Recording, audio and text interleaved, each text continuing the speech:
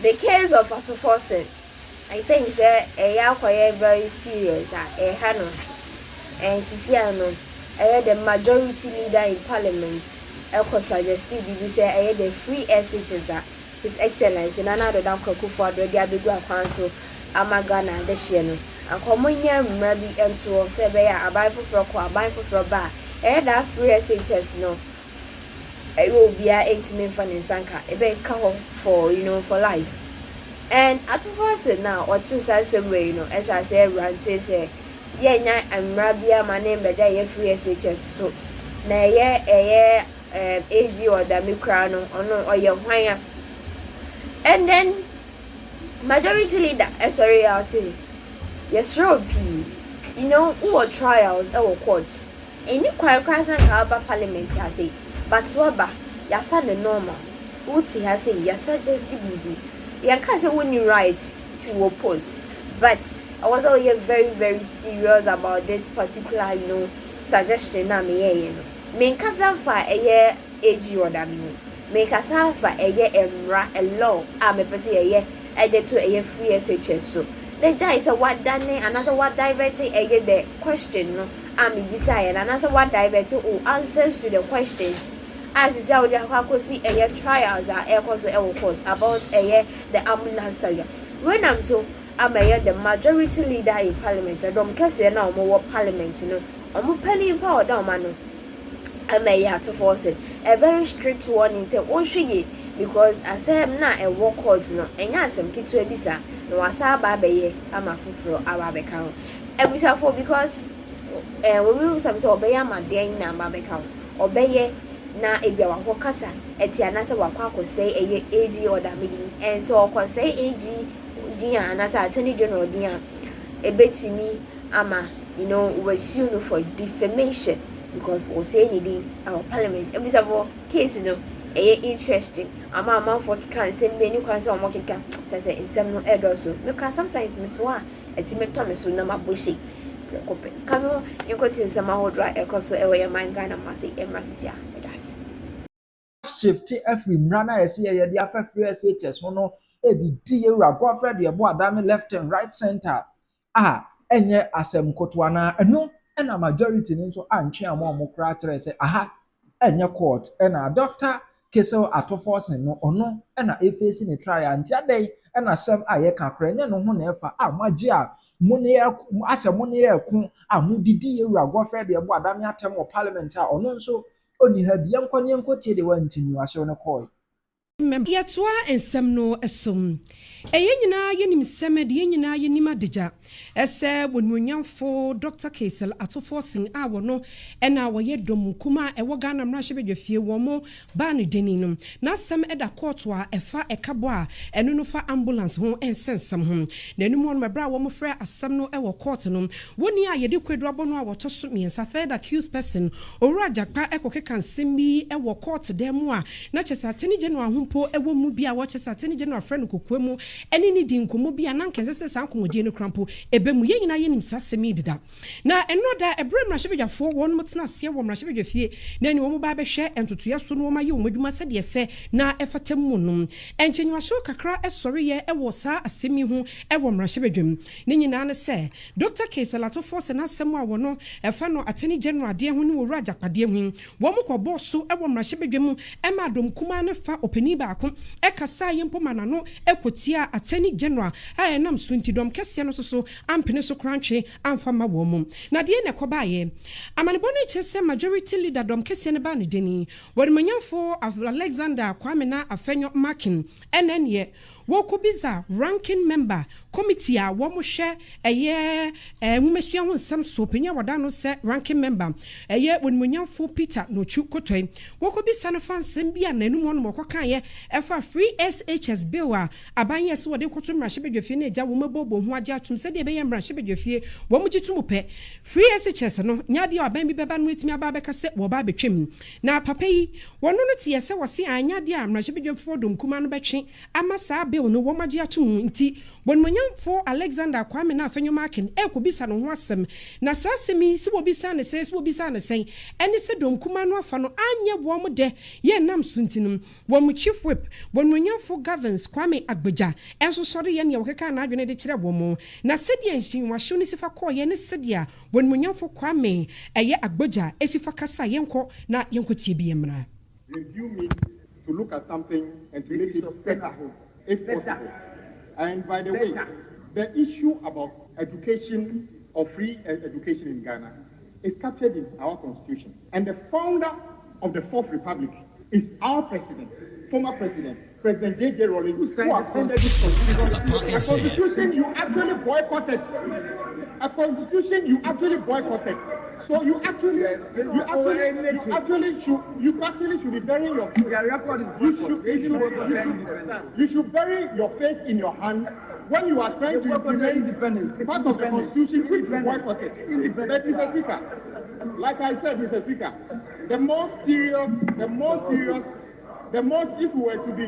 if we were all supposed to be scanning social media and to bring it to the floor, the most serious thing for me today and my constituents is the potential of an attorney general who goes soliciting illegality to incriminate innocent people. That should occupy your mind. Yes, because he said he read it on social media. Of course, it was said in an open court that the sitting attorney general actually told an accused person to go and falsify his health record to say that he's sick and go to do that at the court. Today, Mr. Speaker, if it turns out that person is lying, that's different. But today, since he said that he read it on social media, the biggest threat to our democracy, including this chamber, is the possibility of an attorney general soliciting illegality to incriminate innocent people. That should be the track of what we are talking about. As for DSS, it is here. It is here, and I said all the time. As of the time we were going for election in Adaklu, there were a number of students going to school who were not paying. Not everybody.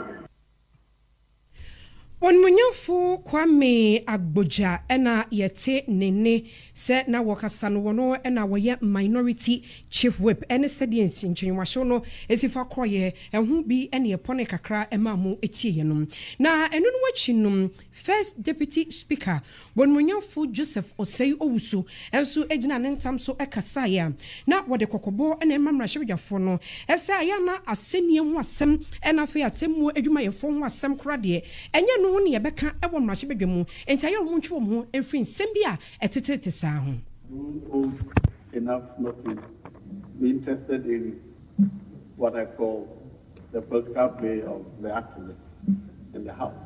But I'm observing a trend which I must put on record. It's inappropriate. It's inappropriate. The chief whip of the minority, my friend, my nephew, Honorable Kwame Agbeja, about a year ago, I had the occasion to bring the immediate past Chief Justice onto the floor, said things which were unjustifiable and legally untenable. I was on my feet to show that it is unfair to make those judgments. The Speaker, we joined him and drew his attention to how you can evaluate a member of the bench's work, not part of the general conclusion. Taking on the Attorney General in a matter and allegations that are happening in the courtroom. I have whatever it is in the social media is purporting to be a report from the courtroom. If you're going to attack the integrity of a judicial officer, if you're going to attack the integrity of a judicial officer in the conduct of his case in the court, you must have evidence that indeed that thing you're alleging is done or not done. I'm very careful when I'm talking about members of the judiciary and members of the judicial. We here have the protection of the law. If you talk about me here, the rules permit me to speak, respond to you. When we are speaking about the conduct of the who are not here, we are restricted from commenting on the conduct of certain class of people. Wanipa yɛte nini wɔno ɛnamra hyebedwam chiamehene abedieche a wodi kan wɔno no wɔnmonyamfo Joseph Osei Owusu aka Gyai nene ɛna yɛte yenom ɛno no akyi no ɛmra hyebedwam committee a wɔn na hwɛ mamra ho ensenkaye ranking member wɔnmonyamfo Bernard ahiafo enso kasaye efa asɛm a bɛkwan mra hyebedwani kan ho kyerɛ sɛ nyasɛm nokorɛ wɔno so ne dia wɔde pisu eni on an ostensible senior high school bill in the armpit of the president, because that particular bill is not before the House. The Speaker, again, what is good for Peter is good for Paul. So when the majority leader is speaking about an ostensible bill which is not laid before the House, and members of this particular House, senior members, have not seen anything wrong with that. But when they were talking about a factual statement, evidence in court, admitted in court, when they are speaking about recordings that we have listened to, then we have a problem with that. Mr. Speaker, I have seen the record of proceedings. Even what is more serious is that the fancies are now being referred to as thieves. Your Attorney General referred to the fancies as thieves. It is evidence in court, in a very open court. When members are talking about matters of fact, if you don't know that these are matters of fact, you don't take objection to it. Mr. Speaker, if this House would have to be guided, the guiding must go to all members of the House. If majority leader can speak about a matter which is not before the House, and on the social media that President is bringing a bill on free senior high school, and he's not prevented from doing that, what happens if the people speak about matters of fact in court, supported by records of proceedings?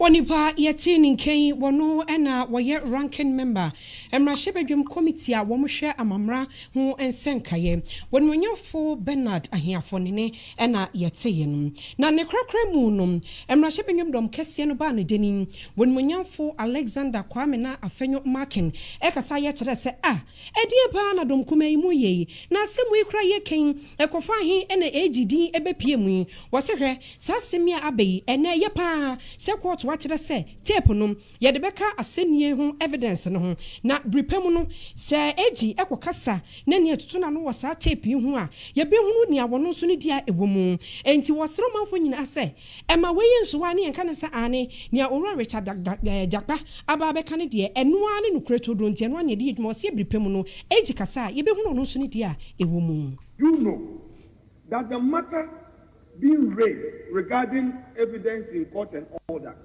the man is yet to be cross-examined by the Attorney General. You know. And I saw your practice in court as my senior. And I know your understanding of the law. So please, don't let us mix politics and the law.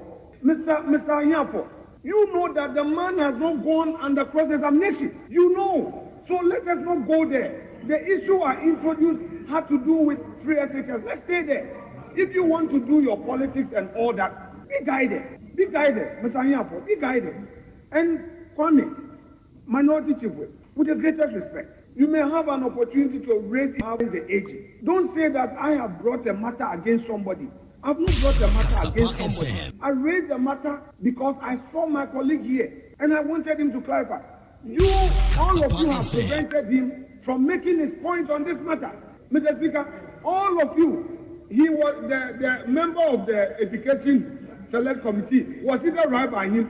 He distanced himself to speak for him, and the man is seated. Mr. Speaker, he who spoke for the minority caucus is being denied the opportunity to bring clarity to his own matter. Now, Mr. Speaker, now they are going all over the place attacking the Attorney General. Please, Mr. Speaker, it is only fair that you avoid the path you have chosen. You say somebody has given evidence in court. Emra shebedwe fie dom kese no ba no deni wonwa kroya so eye efutu abato mpesua so mra shebedweni wonmonyofo Alexander Kwame Afenyo Markins ena yeteye no. Abusafo no Sendro court to Kudi Adansi. Ese Oshia Godfrey Dami. Ewat justice Yoni Colin de Fee and Brennan. Nani kind Oshia no. Or no na a request here. On send no press conference no more no. O man kind of Chromos Dami and a request meeting. I feel by was saying. I feel more say Poadumochri a show a screenshot of we no a request for meeting no. I feel the coach na court no or say or no na a request first meeting with Attorney General. Na or requesting meeting because no person Ushiano na or church in Simu chair said they be ya or betting samasi. Na ese kenya boni. O de me ba. Okay. Go down. O say Gofredame eshiao without your lawyers. Na ebu emra so say obi wo e wa asem wo court na other side pesi ehia na ese ne lawyer e wo ho ansa na yetime ehia no enti dame abu mra so eno ka ho kranti NDC for say dame on resign. But today you have told the court say eye wo e na wo to nsafre dame ne edi kan so pesa wo ni hia without your lawyer. And Adami Kokosia.